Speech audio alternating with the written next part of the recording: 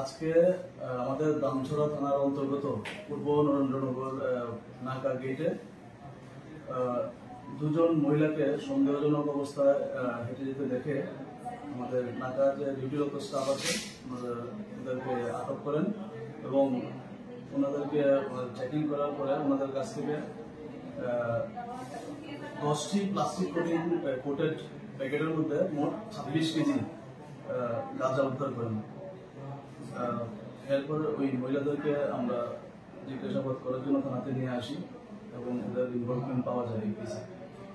দুইজন মহিলার নাম হলো শালিনী দাস, বাড়ি আলমবাজার, উত্তর 24 পরগনা, ওয়েস্ট বেঙ্গল।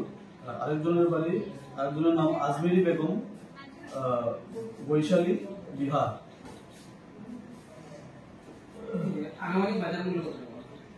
আনুমানিক বাজার মূল্য প্রায় 3 লাখ টাকার মতো হবে। তাদেরকে আমরা আজকে ধর্মনগর ওমেন পিএসএ রাখবো, আগামীকালকে তাদেরকে আমরা ধর্মনগর ওমেন স্টেশন কোর্টে আমরা প্রেরণ করবো। রিমান্ড চাওয়া হবে।